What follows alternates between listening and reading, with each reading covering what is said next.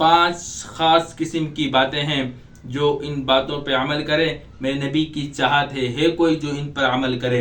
حضور علیہ السلام صحابہ کے درمیان ہیں، نبی نے فرمایا من یاخذ عنی بہذہ الکلمات، کون ہے جو میرے سے ان خاص باتوں کو لے لے، فیعمل فیہن، پھر ان باتوں پہ عمل کرے، او یعلم من یعمل بہن، یا ایسے آدمیوں کو سکھلا دے جو ان پر عمل کرے۔ ابو ہریرہ کہتے ہیں انا یا رسول اللہ، اللہ کے رسول میں ہوں نا، آپ مجھے سکھائیں۔ میرے نبی نے ابو ہریرہ کا ہاتھ پکڑا، فعد خمسا، پھر ایک ایک کر کے 5 باتیں گنتی کرائیں۔ فرمایا اتق المحارم تکن اعبد الناس، ابو ہریرہ حرام کاموں سے بچو، اگر تم حرام کاموں کو چھوڑ دو گے تو سب سے بڑے عبادت گزار ہو جاؤ گے۔ سبحان اللہ، لمبی لمبی نمازیں نہیں، حرام کو چھوڑو، لمبی تسبیحات کی ضرورت نہیں، حرام کو چھوڑو، تم سب سے بڑے عبادت گزار ہو۔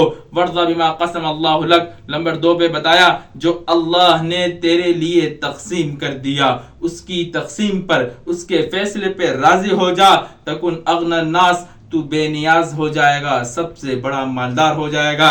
تیسرے نمبر پہ میرے نبی نے فرمایا احسن الی جارک، اپنے پڑوسیوں کے ساتھ احسان والا معاملہ کر، اگر تو ایسا کرے گا تکن مؤمنا، تو صحیح معنوں پہ ایمان والا بن جائے گا۔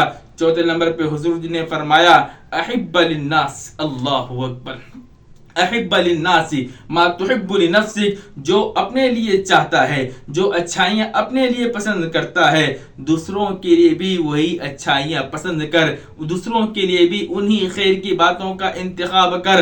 اگر تو ایسا کرے گا، ایسا کرے گا، تکن مسلمہ، تو ایک اچھا اور مکمل مسلمان بن جائے گا۔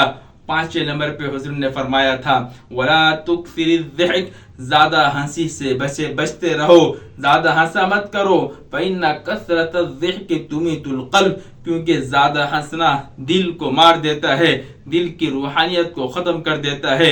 یہ وہ خاص بات ہیں جو نبی نے فرمایا کون ہے جو ان باتوں کو لے لے، اس پر عمل کرے اور دوسروں کو پہنچائے۔ ہم بھی ان باتوں پہ عمل کریں گے انشاءاللہ، اور آگے دوسروں تک ان باتوں کو پہنچائیں گے۔